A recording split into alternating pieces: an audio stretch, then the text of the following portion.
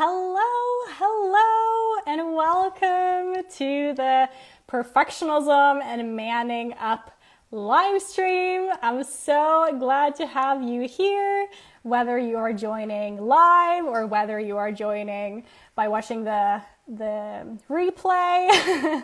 Anyways, it's lovely to have you here.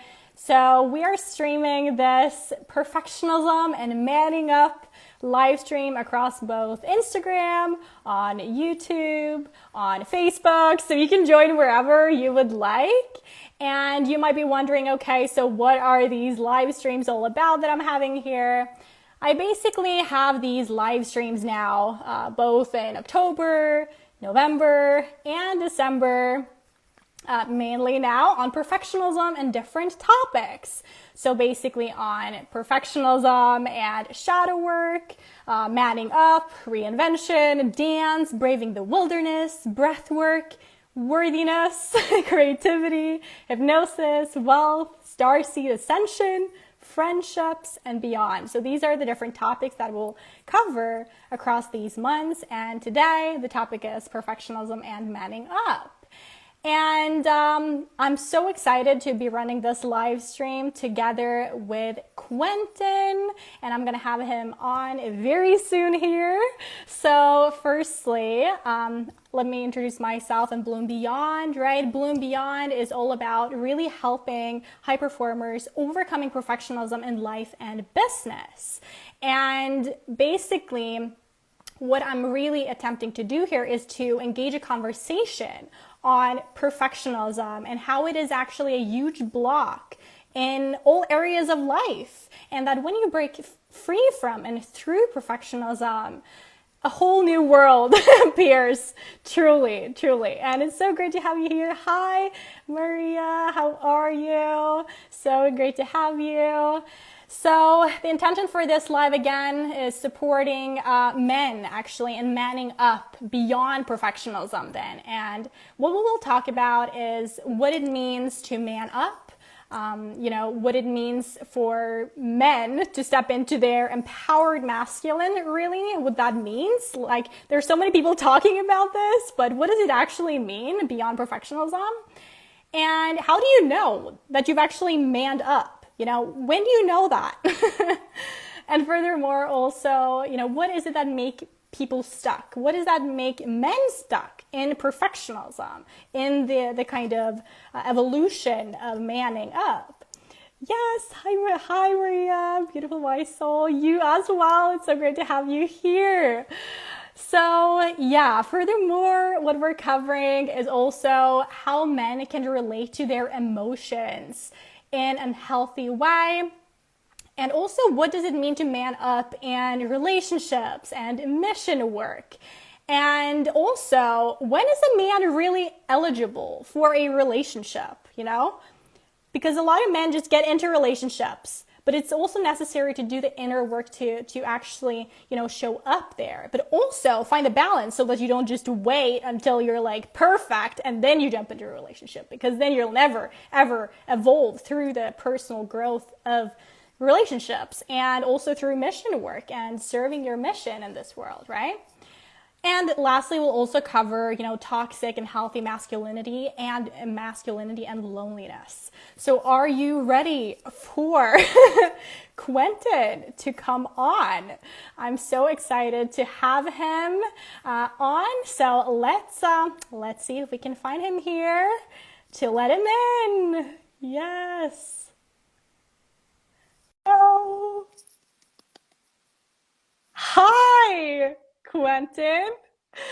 I'm still waiting for your Instagram. There you are.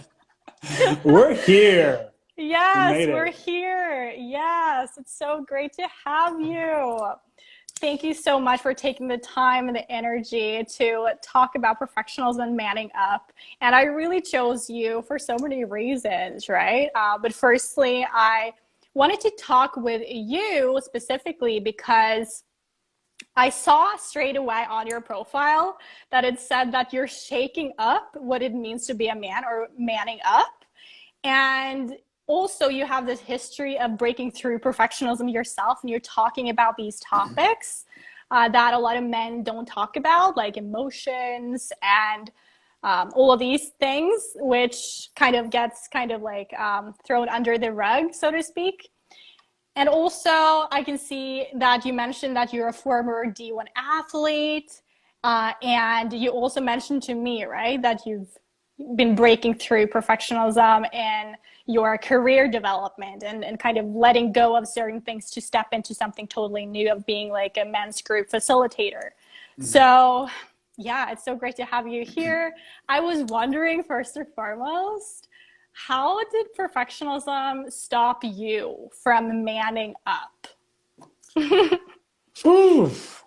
Well, thank you, first of all, for the kind introduction. And I'm really excited about this conversation because it's been a huge part of my journey. And like you asked, my journey with perfectionism, it held me back from starting a business that I wanted to start for 6 years. But I was so unsure of how it was going to look. I knew that it would ruffle some feathers. I knew that a lot of people wouldn't understand it or get it. And, my family, my friends, a lot of them still don't quite necessarily get it. And they probably never will, right?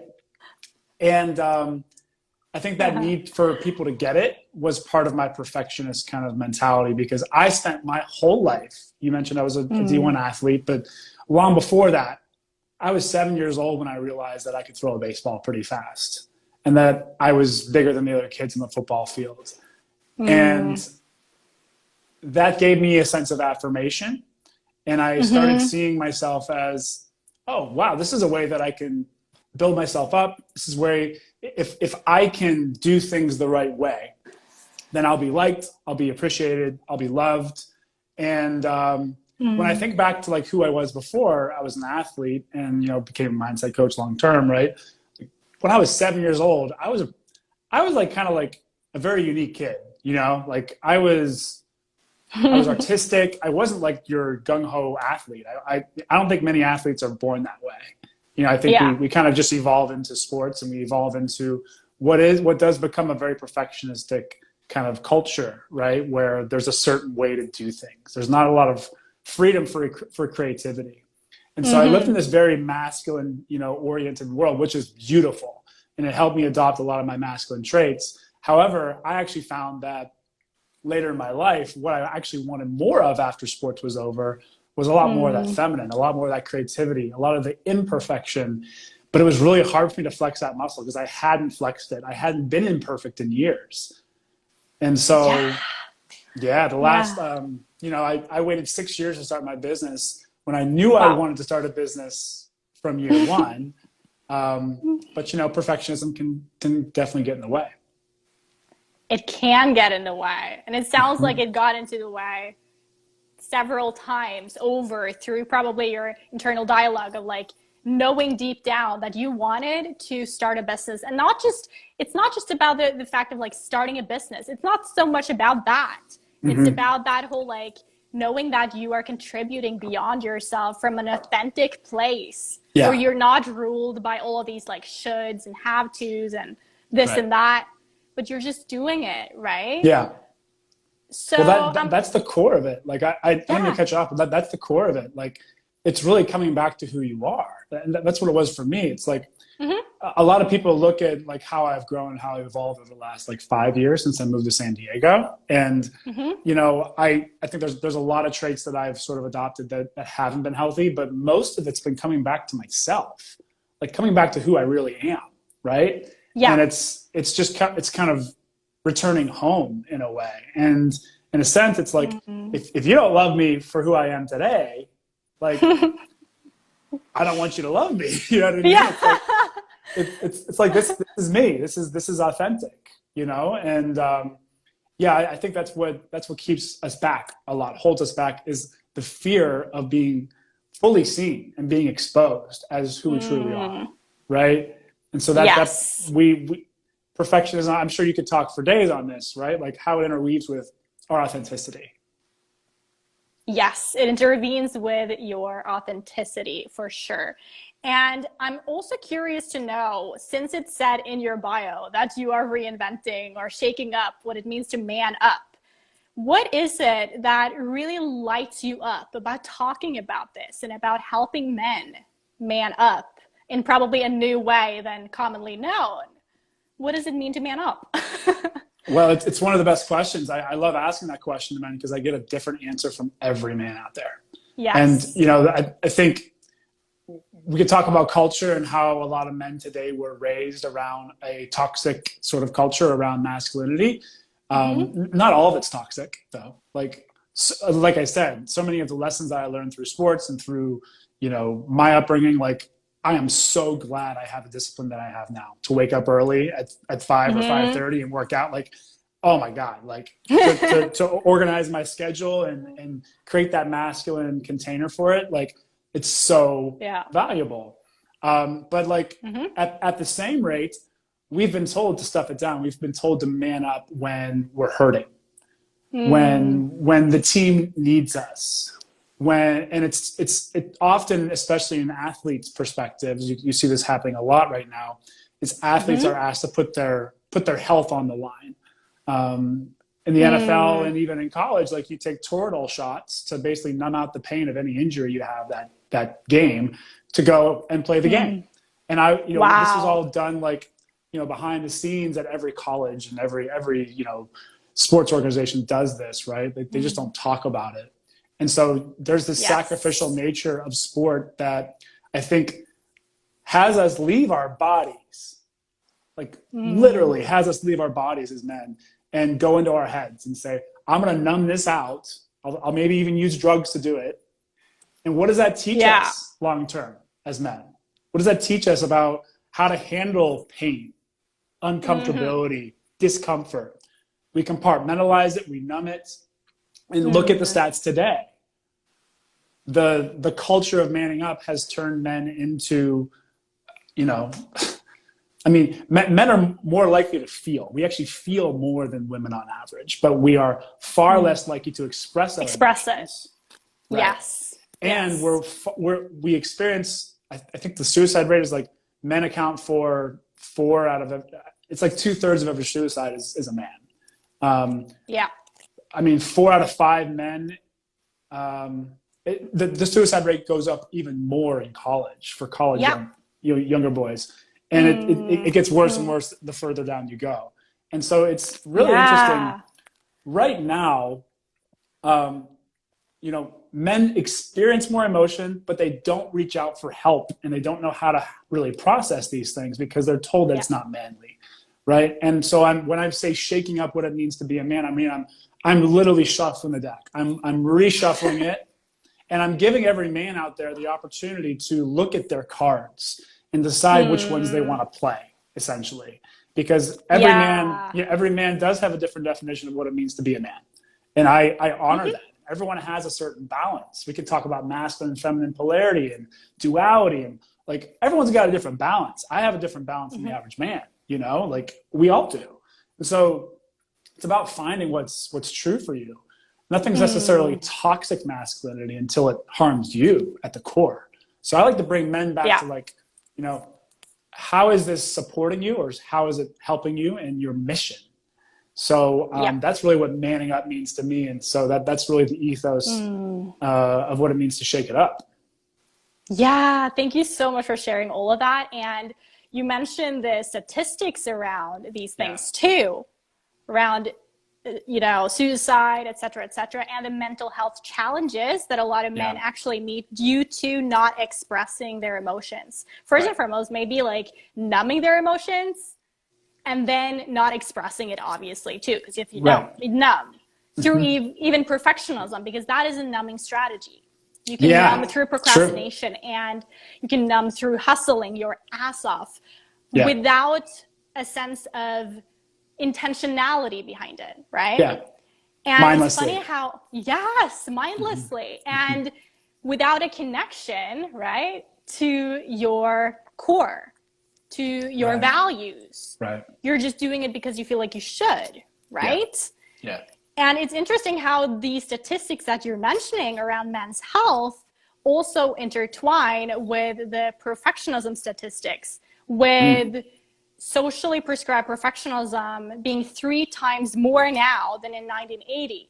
right? So it's like it's increasing and increasing and increasing, picking up more and more. Interesting. Yeah, so these things intertwine. And I think that Yeah. perfectionism is a big, big, big block for a lot of men as well, Yeah. for sure. So how do you think that perfectionism intertwine here in those that you are coaching? Well, it shows up in a lot of ways. You know, I think a lot of men, if I ask them if they have perfectionism, they might not identify with it necessarily, but then we start asking more questions, and they're like, just the same way if I asked a man if he was angry, he'd probably be like, no, I'm not mad. Yeah. I'm not angry. No, I'm good. I'm good. You know, it's fine. I'm good. Right. And then you start digging, you start like pushing a little bit, and they're like, actually, I am pretty frustrated about this. Yeah, that did piss me off, but I'm afraid to express my anger.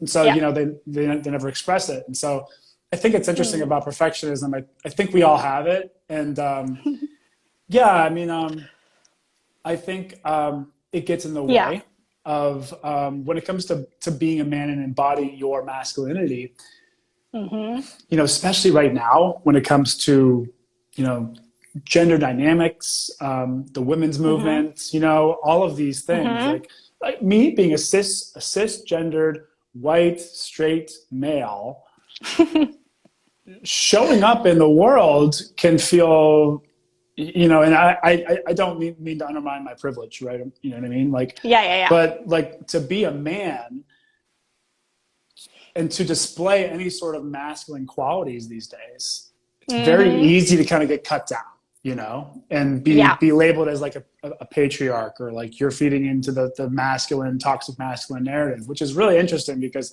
people look at my work and they actually think to themselves, a lot of people think to themselves, this doesn't align with what I'm thinking. We've actually, me and my business partner, we've actually had people tell us, I don't align with the idea of men's empowerment. Interesting. I don't align with the idea of men's empowerment. And this isn't meant to be political at all, but like, you know, it's interesting because when I think about it, how I see the world is if we can heal the men that naturally do have control, do have like muscle strength, do have power right now, man, can we shake the world up? Can we influence more men to heal and to shake things up and to be more themselves and to release some of the grip? I think that would be really effective versus trying to take things from men. That's never going to work, you know? So it's you know, saying that and coming out and saying that and being that version of a man and sort of embodying your version of masculinity, it can feel scary, you know, because of the culture that we currently, you know, are living in. And I see it shifting, but you know, we're at a place right now where it can be a little scary to man up.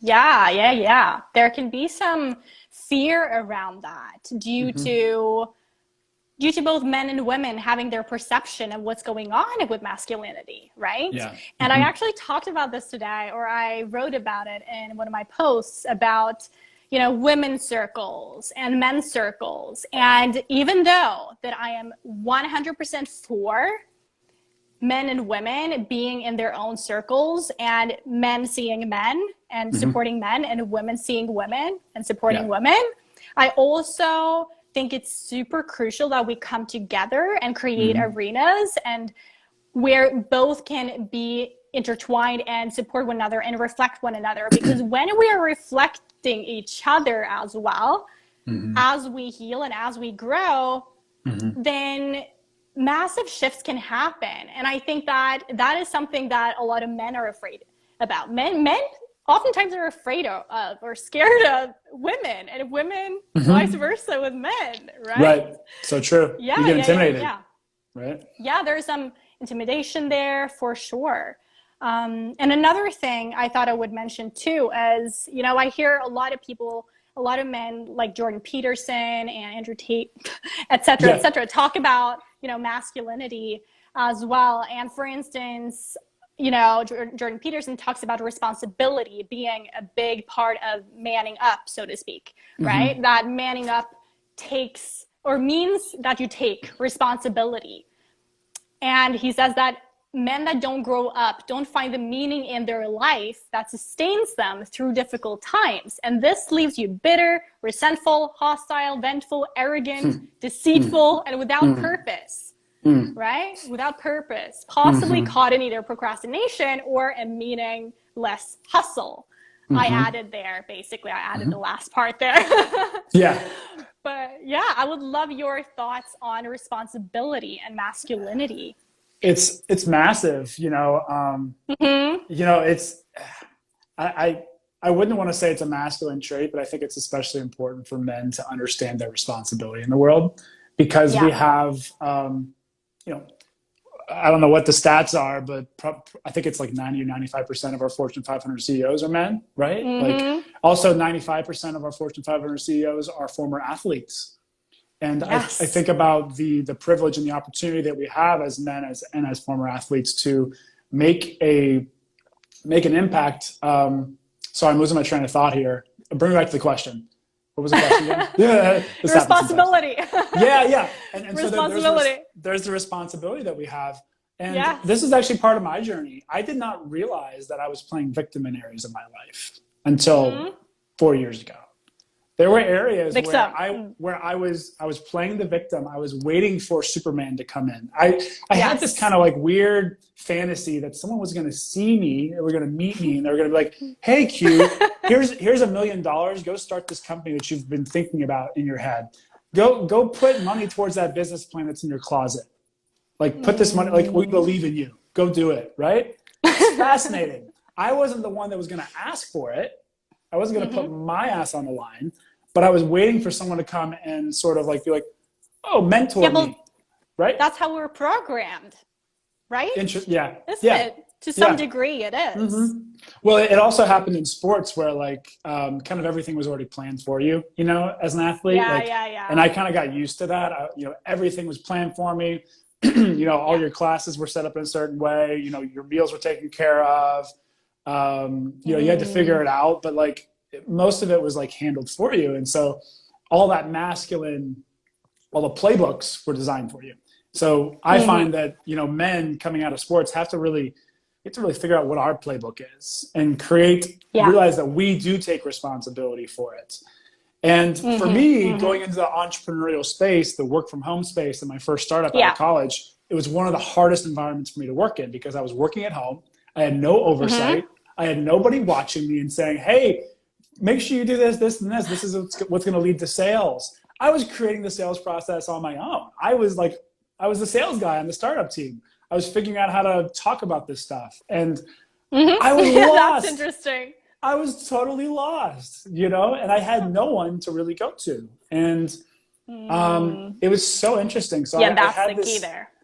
I had this desire to like find, you know, have someone come and sort of support me. But I wasn't the guy that was, I wasn't thinking to myself in those moments, "Oh, sales is an opportunity for me. What if I hired someone to teach me how to do sales? What if I went and read 1 million books on sales over and over and over, watch YouTube videos on sales and actually applied those lessons?" I never thought to do that. I thought that someone else was supposed to do that for me, that I was, just by showing up, I was doing the work. So interesting. That can happen. That can happen even in present day. I think we sometimes go into like, you know, even if you're someone listening who's like really into spiritual development and personal growth. It can feel good just to go to an event and be like, "I showed up, transformed me," you know, right? Like go to do a mushroom ceremony or something, or go do ayahuasca and be like, "Save me, fix me." Right? It's not how it works. I'm doing the work. It's not how it works. No, that's a tool for you to see things. Let's talk about that. Tell me more about that. How's that perfectionism? How is that perfectionism? It is perfectionism because you're then kind of outsourcing your power, so to speak, to some book or some course or some mentor or some retreat or some this or some that or some person. Right? You're outsourcing that power that you yourself have within you. Right? So it's about you taking that and initiating that through action, through intentional action, not mindless, but intentional action. But also, I think, being comfortable, or at least kind of allow yourself to be in that discomfort of being messy in the beginning. Like you gotta just allow yourself to just surrender to this messiness of creating something. Yeah, like so true. It's not like in growing up and in you know, school and work when you have someone tell you what to do. Right. It's not. Right. It's very messy. It is. Yeah. And that is where the perfectionism can become the blockage, because you're having an expectation, an assumption in your mind of like, this should be really clean and neat, like I see it is on social media, or other people are doing it, or the way that I imagine it to be. So it's about catching those words and images that runs in your mind and being like, oh, that's interesting. Hi there, perfectionism. And just charging forward. And I'm just gonna also read some comments here. Oh yeah, please. Amazing. This is so important. Glad you two are talking about this topic. Yes, Maria, amazing. Yes. Hi, wonderful. And I saw another one as well. We are one chromosome apart, not that much difference. Yeah. Right? Yeah, I agree. True. Blended learning is powerful. Yeah, blended learning, like having men and women come together also to mirror one another, like you and I are doing right now. Like we're talking here. I'm a woman, you're a man, and we're learning about each other and about our perceptions of the world, perceptions about masculinity. And that's how we learn, right? Well, I love too that we're talking about perfectionism and you're bringing up this topic of responsibility, because, you know, I have to separate manning up from masculine energy, because you and I both have masculine energy, remember, right? So, you know, like that's where, like, I think when you asking about responsibility, and I say, my first hunch is like, I feel like that's kind of like a masculine quality. It's not a man's quality. Yeah. It's a masculine quality that we all hold. And what you just spoke into is like being willing to be brave and being courageous and having that sense of direction and taking responsibility and saying, I steer this ship. This is my life, right? Yes. And I'm going to pick up tools and supporters throughout my hero's journey, but it's my journey. No one else can take my journey from me. And nobody's going to come and be the hero of my journey, of my story, right? Yep.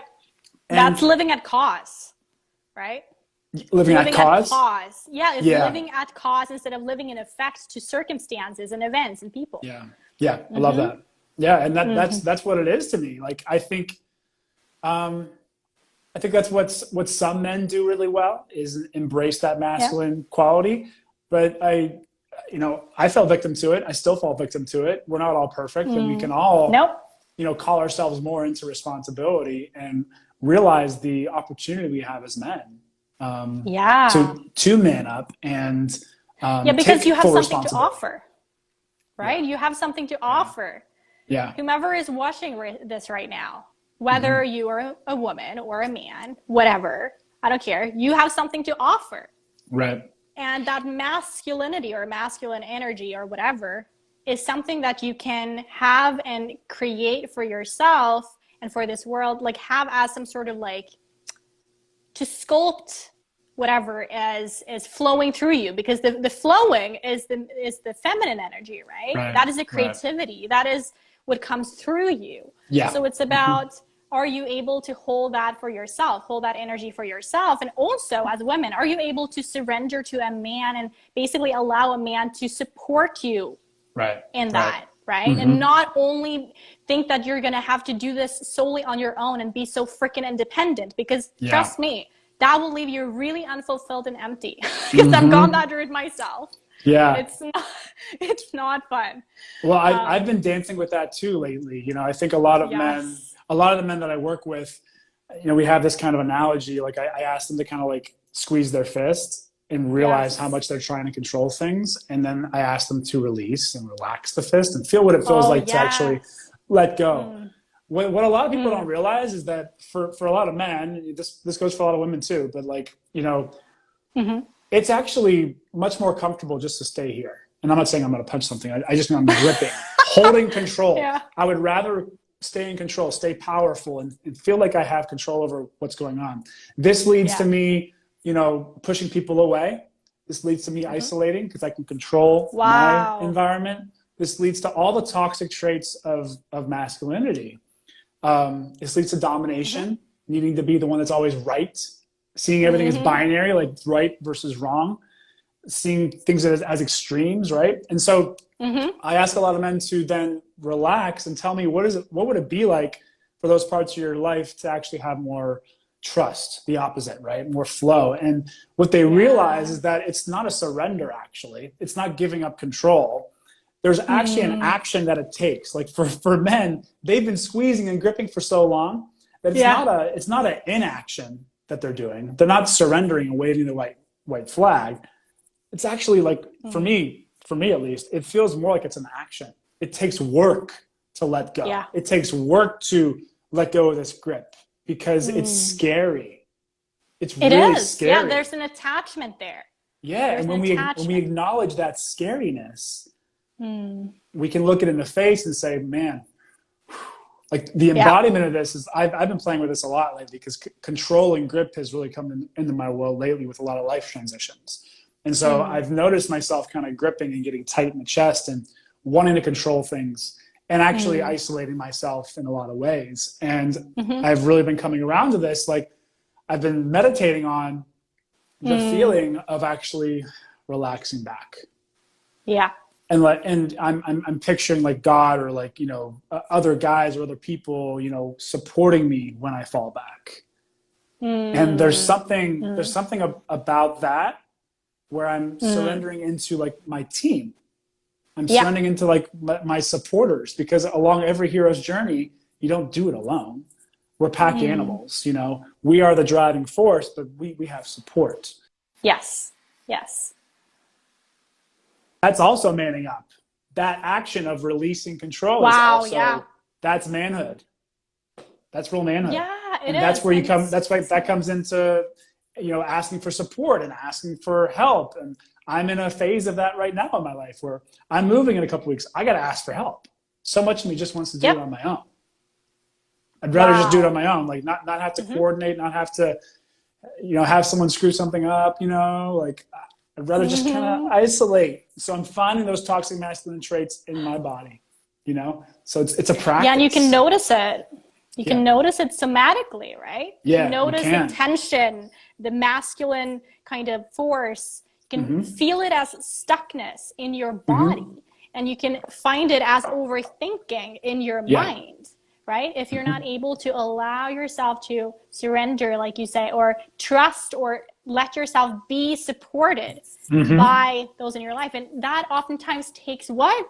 It takes courage. It takes bravery to ask and communicate what you need. And it takes insight, self-insight, to be like, okay, so let myself come into my body. What do I feel? What do I need? And how might I begin to communicate this to those around me? And if there's no one around me right now, because that is very often the case, then it takes courage to step out into the unknown, into some arena, into some group, and face a stranger, like in a cafe. I don't care where it is, right? Where you allow yourself to be vulnerable, you know? And that's a word. That's like, for men at least, it's like, vulnerable. I'm not here to be vulnerable. You know what I mean? Yeah, I don't like that word. I try not to use it because it's kind of like mindfulness. It's gotten used so much that like people just like, you know, it's like, you know, but I think Brene Brown says like bravery, you know, like, or courage, like those sorts of words, like that lights me up, you know, that's taking on my quest. Right. Yes. And I really think like this comes down to like, what's possible for men when we do embrace both of these parts of ourselves. You know, I had this retreat called Man Unlocked in a month in Joshua Tree. And the whole theme around Man Unlocked is the ability to tap into both of those parts of ourselves and unlock the inner parts of ourselves that we've been holding on to and squeezing, right? And we haven't allowed ourselves to access. And there's this whole sphere in our psyche that we don't even realize is there sometimes, that we've been pushing down or pushing away since we were 7 years old, for instance. I pushed away my creativity since I was 7, so to reintroduce that into my life, oh man, like what unlocks for me? Like how can I bring that creativity to the boardroom? How can I bring that to my business? How can I channel it in a way where I'm not chaotic with it, but I'm direction oriented with it, and I create space for it? Like, what would that unlock in my life, in my business, in my relationships? More space for that flow, Yeah. So that's like what I see. That's what I see possible for men, is more freedom, which is what every man really wants at the core. It is. And this whole metaphor of the fist, it reminds me of this metaphor that I have about inhaling and exhaling. Like, you can try as long as you can to just inhale. Just try right now. Yeah. Like, you can't do it. You have to exhale at some point, right? It's a great point. Exhale. Yes. And it's that sort of balance there, or being able to catch yourself when you're overextending your inhale or overextending your exhale. Right. And that is just a metaphor for giving and receiving, so to speak, for both men and women, right? That is great. That's also like, most of us are over breathers. We breathe too much. We breathe too often. Yeah, that too. We breathe in too much, And it's so interesting, like scientifically, how we're kind of caught in this sympathetic nervous system. It's always like, breathe in more, Exactly. And that's very fascinating with perfectionism too. It's a symptom that I'm looking for. If someone is like overextending themselves, they're typically having their breath from the chest up instead of from the belly up. So it's very somatic. That's what we're talking about here. Now, to go back to also emotions and masculinity, like, what's your take on how men can best relate to their emotions, you think? Well, I use a formula when it comes to emotions that was coined by Owen Marcus, one of my favorite mentors. He actually greeted me at my first retreat, an Everyman retreat. And Everyman's an awesome organization. If you guys don't know of them, check them out. It's where I kind of got my start when it comes to men's groups and working with emotions. And Owen first taught me this concept of the ROC formula, which means it's ROC, relax, open up, and connect.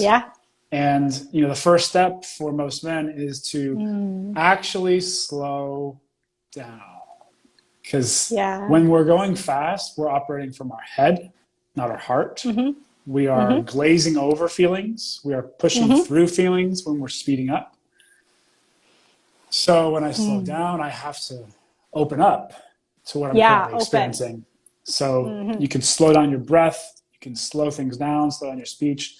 Just get present and slow down. Take a few moments. And so then you can tap into what you're currently experiencing, tap into your body, bring your awareness from up here, the doing, down to this, and the being. Down to the heart. Feel what's going on down there. And what's interesting is we talk about psychosomatics and how our mind is connected to our body and how it can show up in our body. Our emotions are down here. They're not in our face. They're not in our head. Anger, resentment lives in certain areas of our body. There's an amazing diagram of the human body and the different emotions, and where heat and coolness shows up on the body based on the emotion that the person's experiencing. So anger shows up as heat in the hands, the chest, and in the face.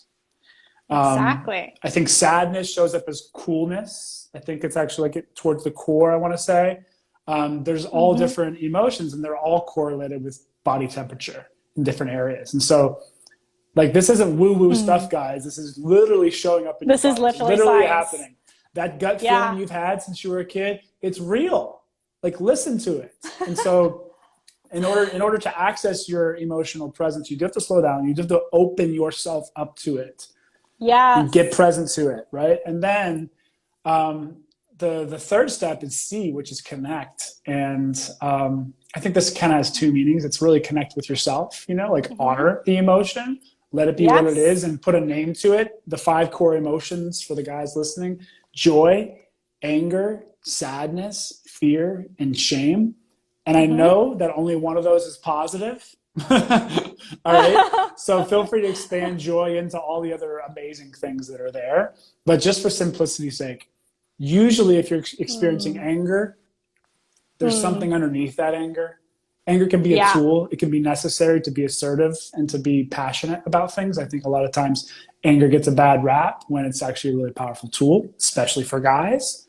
And in my past relationship, you know, there's the experience of like, oh, anger is wrong. I shouldn't be angry. If I'm angry, I'm going to get in trouble. Or I'll be too much, right? And a lot of men feel that too. And so, that's big. Yeah. Yeah. So anger. Tap into that anger, allow yourself to feel it, open up to it, and then connect with it, give it a name. And then you might find as you continue to slow down, you'll actually experience that there's probably something underneath that anger, right? There's probably actually maybe a little bit of sadness, maybe some disappointment of something that's going on or something that didn't go your way. Maybe there's some shame about that not going your way, some guilt in your part in that. Maybe there's fear of what that means, you know, fear of what's to come, the uncertainty that leads to anxiety.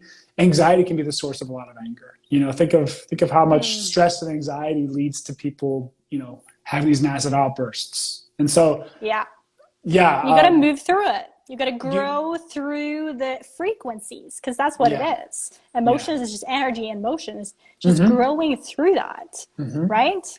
Yeah, and I really appreciate you talking about all of these different ways to connect with your emotions, for sure. There's one that I also would want to mention that I'm basically applying with the sunflowers and bloomers in my community and those that I'm coaching, which is the rain method, I call it. So think of yourself like the soil, right? Your soil, right? You got to nourish your soil, enrich your soil.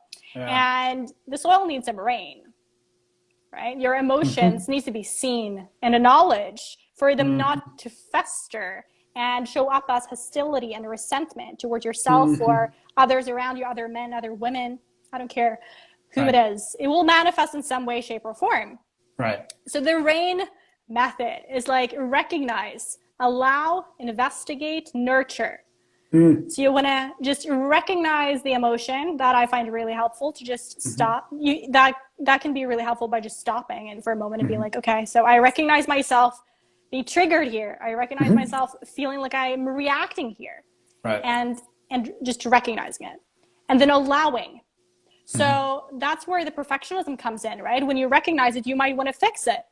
Right. You might want to change it. You might want to do something with it. Judge it too. Yeah. Probably judge it. Yeah. And well, that's an observation. You can observe yourself judging, and that's okay. Like if we never judged anything, like how would we be able to judge what to eat, what to drink, right? Yeah. It's just a matter of your relationship with your judgment. Right. So just allowing presence, right? And then once you have allowed it, you can begin investigating. You can go, okay, so that's interesting. Let's now uncover the root cause here for this. And we can do this through conscious work of journaling and meditating, like you're probably familiar with too, right? Yeah. But also subconscious work.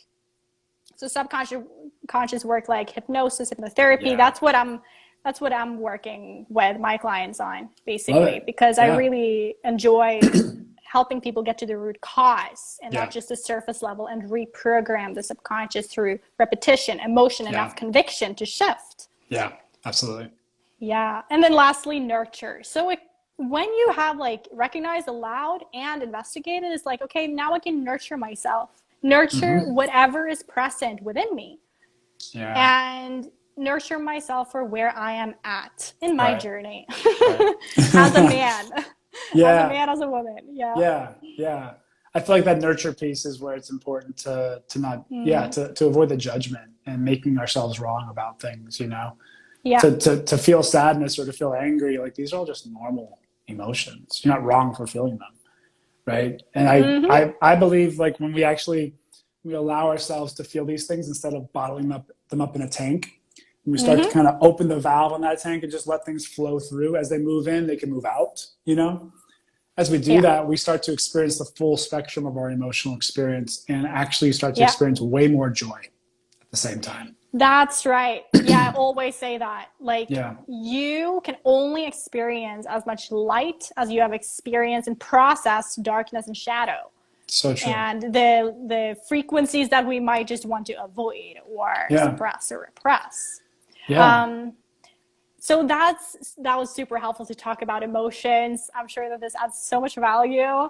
I love the rain method, by the way. That was great. Yeah. Now you've got that to use. I do. Yeah. Yours as well. And furthermore, I thought we could talk a little bit about also, you know, relationships. How might perfectionism, you know, prevent a man from manning up in relationships, you think? Perfectionism in relationships. Yeah, because you've got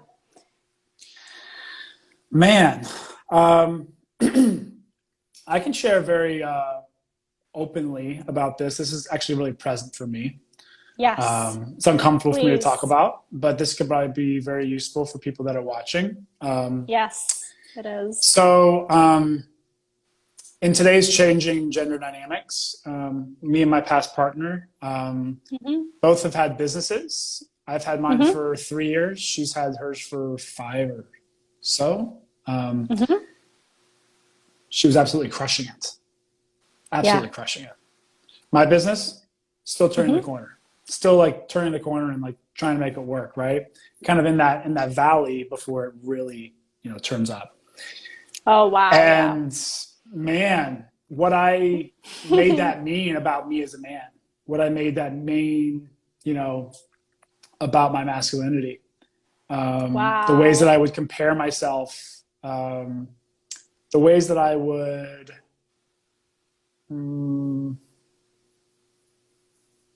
allow myself to be saved by her. Oh, wow. You know, like I realized so many ways I allowed myself to be a victim to my circumstance and compare myself to her and compare myself to other people. And I didn't stay in my lane. I had my blinders off. And I think that played into my level of perfectionism because I had this sort of expectation of what it was supposed to look like, of where I was supposed to be at this point or by this point. And I lost myself in that. And, you know, it's not the only thing that like hurt our relationship and led to us breaking up, but like definitely had a layer to it. You know, that was definitely a layer.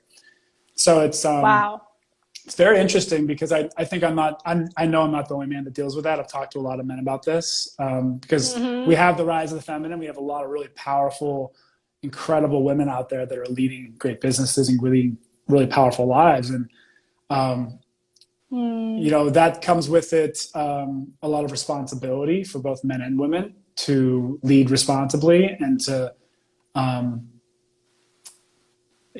we're just in a whole different world. You know, this is all new for all of us for how to relate, right? And it's tricky. It's tricky, right? And for me, perfectionism and that held me back from just being myself. You know, right? Yeah. And it is in relationships, right, that we get to mirror one another, and we basically uncover expectations that we might have held about how things and relationships and how we ourselves are supposed to look like and behave and be in relation to others, and especially with the opposite gender as well. Right? So we might have expectations and assumptions of how we are meant to be the one, or how, you know, you as a man are meant to be the leader of the relationship, leader of the businesses, leader of this and that, because leadership is an emphasized masculine essence that a lot of people talk about. And if you have this goddess or priestess or you know, whatever you want to call it, this leader woman, it's so true, feeling ahead of you, then there is conversations to be had. There are a lot of self inquiry that needs to be had as well. Yeah, I think. exactly. Yeah, and it's a challenge. You know, I found myself kind of like shrinking, you know, and like you know, numbing my voice or numbing my thoughts sometimes, right? Like Yeah. to because there was like almost a pedestal that I created for that person, right? Yep. And we do that in our life all the time, and that's the standard that we somehow hold ourselves to, and we think we're not there, right? And you know, I think, yeah, it shows up in every relationship, you know, like where we because it's question our dynamic. yeah, and we question our worth. We one up ourselves. A lot of men can probably relate to this.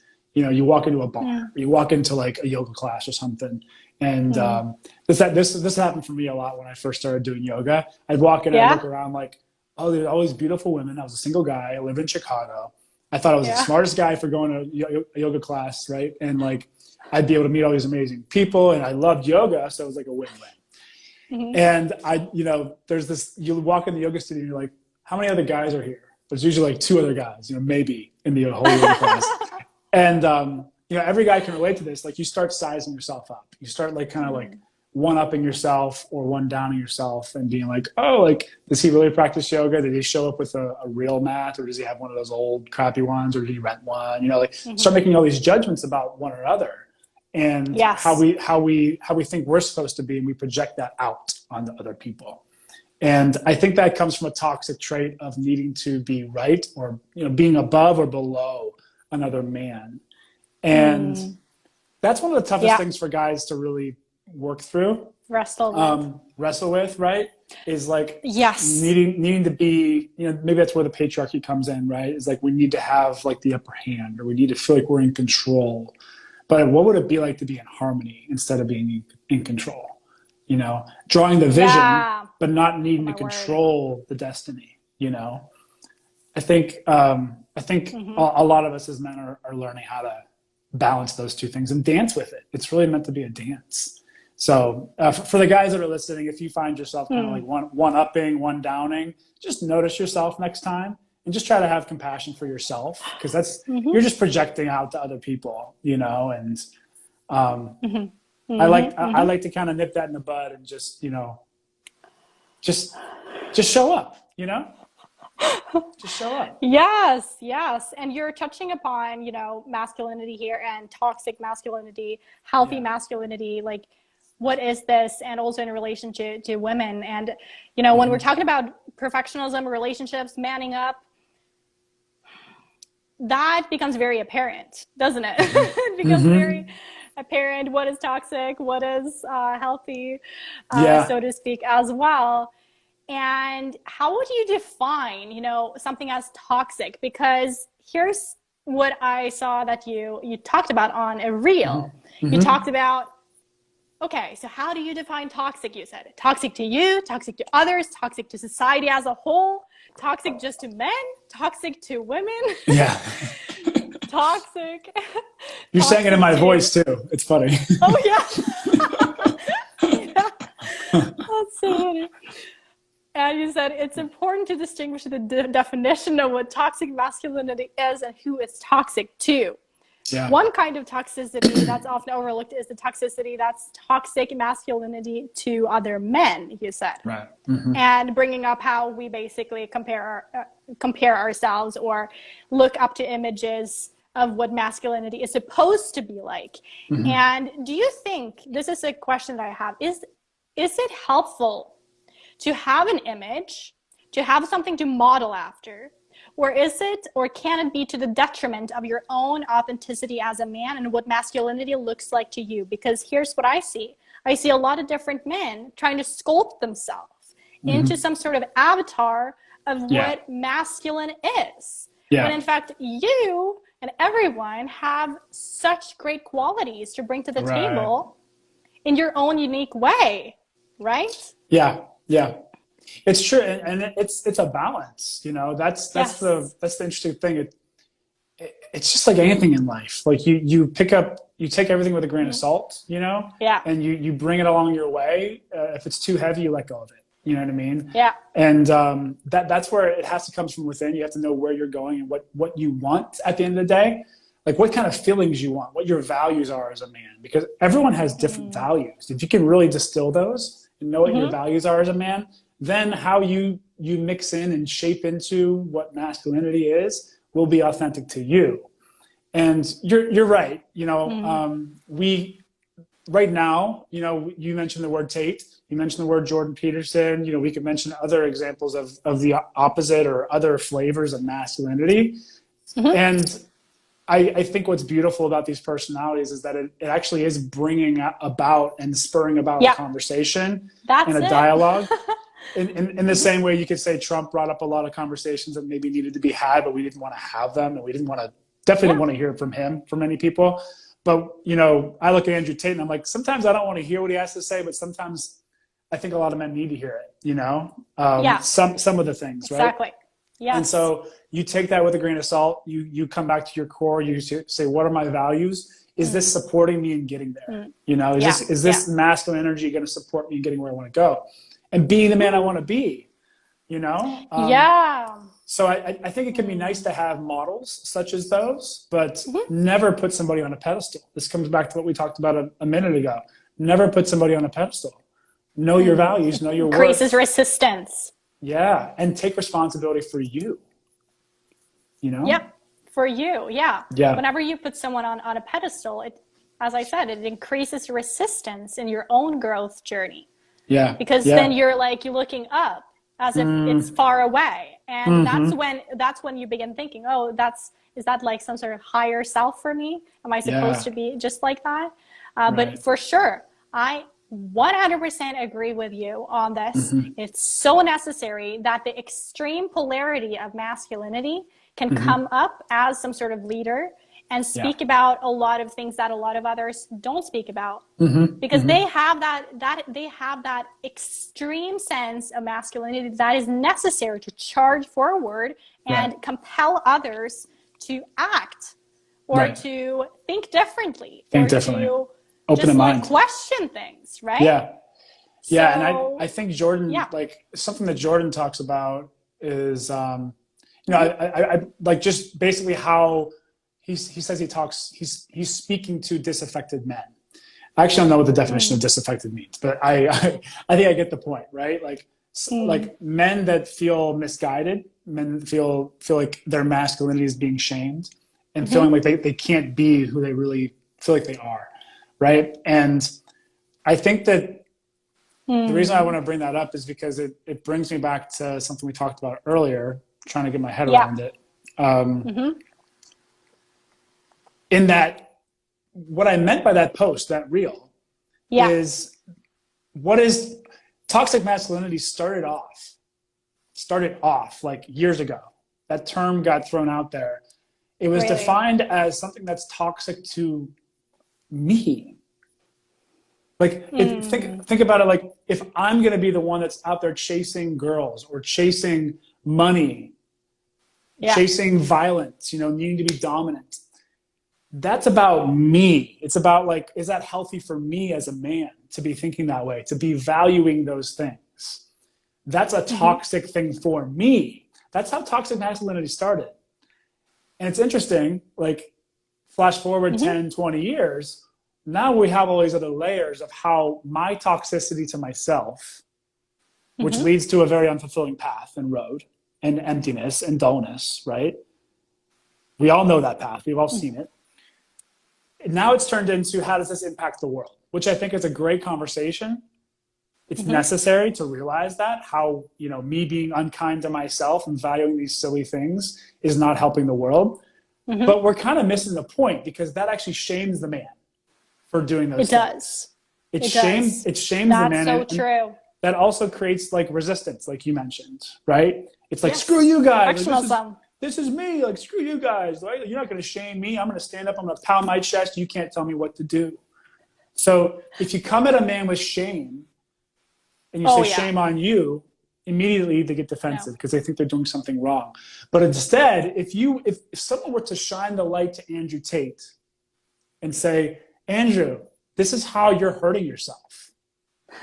This is how you're squeezing a hot coal in some areas, right? When you talk about this and you say that money is the answer, right? Like a lot of people get that message from Andrew's messages. Mm-hmm. If he were to see what he's doing in certain areas, he would see how he's hurting himself. Yeah. And it always comes back to that, right? So let's bring it back to what toxic masculinity was meant to be in the first place. It's not about how it's toxic necessarily to society. Yes, that's important. But like, come on. Like, let's talk about the men here. It's very surface level. Yeah, that's true. It is surface level. It's not getting to the core, which is if you address toxic masculinity to the core and address men's values and have them come back to themselves and not put other people, even like Andrew or like Jordan, on a pedestal, just come back to you, you know? Then you can say, is this helping me or not? Is this serving me or not? Focusing on money, focusing on violence, focusing on domination, focusing on competition, one-upping and one-downing. Well, that is this is helping my nervous system? Falling. What's that? Yeah, that's the system falling. It is. The emphasis the emphasis that this sense of disempowered or fragmented masculinity has had on the world, right? Right. So it's the more opposite. so I think that what's happening though is he's bringing all of this up to the surface like any other would, and we get to address it and see what we want to do with it. Right. And every man gets to decide for himself. And what I see too, and what I think is beneficial anyways, and I think that any person get to do is grow through their own journey and try things out. Try it out for yourself. Sometimes that's what you got to do. Sometimes you got to climb the freaking ladder, climb all the way to the freaking top, only to realize it's empty. It's numb. You feel numb. You feel nothing. And that's perfectionism. You have to be willing to get there and have it suck.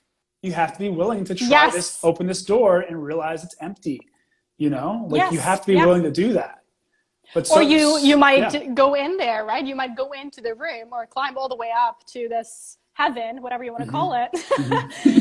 And then you're like, oh, this is so good. I've got it all. And then you consume it all. And then you're like, now I want to climb back down again because I feel like I've had enough of this. Now I want to try something new. So let's climb back down. Let's try to find and create another path in the forest instead of climbing a ladder. You know what I mean? Like, so true. So true. Like let's climb a tree. Let's climb a tree instead. It doesn't have to be so linear. You know? Yeah, you can try it out, but oftentimes that's it. You got to try it out linearly first because that's typically how we learn and grow and figure out what works, what doesn't, and then as you do, you can try something non-linear the next time. That is what business is. It's very non-linear. So true. So true. I would say business has taught me my biggest lessons in masculinity and femininity, because if I want to be creative, if I want to move my business forward and think smartly, I have to have the masculine presence to create that time in my calendar to go and do that. Yeah. You know, can't always be do and work in the business. I have to separate myself from it sometimes and find, I have creative time blocked off for later this afternoon. I have creative time all day tomorrow. That's it. Right. And I know that's a breath of fresh air for a lot of people to think about, but that's work too. You know, that's work. That's necessary for me to have a holistic business. About creativity, it's like, yes, you tap into your creative power. That's what you do. And it takes work to prioritize your creativity. And that is actually part of the Rise season in my Bloom Down Perfectionism program. So it's a module on playful power, on joyful heliotropism, on intuitive knowing. And that is when you're rising, right? When you're rising, you have a foundation from which you can prioritize these things. So it's amazing. Oh my word. This has been such an incredible conversation. We have so much to talk about everything, perfectionism, masculinity, all of it. So thank you so much for jumping on. Where can people find you and work with you as well? Yeah, so if you're joining us on Instagram, you can find my profile right here. I'm doing free coaching tomorrow. So if you want to jump on and get some, a free hour of coaching with me on IG Live, come check me out in a couple hours. Actually, it's today. Sorry. Yeah. And then, yeah, so check me out there. Awesome. We have an awesome retreat coming up called Man Unlocked. It's November 4th to 6th. So if there's a man in your life that you want to hear this message and invite them into that experience, we have a few more spots left. Yes. And yeah, check out my website as well, q-williams.com. Yeah, and this has been such an awesome conversation. So thank you. Yes, thank you so much. And for anyone who's keen to learn about Bloom Beyond and what we're doing also for both men and women in reflection to each other, within the Bloom Beyond tribe, for instance, both men and women can come in there, right? And work through the perfectionism, overcome perfectionism together and see how perfectionism manifests both for men and women. Like it's really interesting, this. Yeah. So you can go to the link in bio to apply to get part of like a free cohort in that group, to receive coaching as well from me, more of like the feminine approach, more of the feminine nurturing coaching as well. But also I do have that clarity in me and being like, I can ask tough questions. We're a chromosome apart, Martine. Yeah. And then also another option is for you to also basically go straight to a one-on-one session with me by following the link in bio. This is a limited offer, so you can check that out. When you're in the tribe, you also have the option to do a 1-year commitment with me, basically, where you can do Bloom Beyond Perfectionism program and Bloom Beyond Mastermind with retreats as well. So these are long-term commitments and transformation work, truly, to create a life and business of freedom beyond perfectionism. I love so that. Thank you so much for joining, everyone. Make sure to comment what gave you value and share it with anyone who might want to learn about masculinity and manning up and also perfectionism. Thank you so much. It was lovely to have you, and can't wait to have another live stream next week on another topic. So stay tuned, everyone. And good to have this conversation with you. Thank you, Martine. This is great. See you soon. See you soon. Bye-bye. Bye.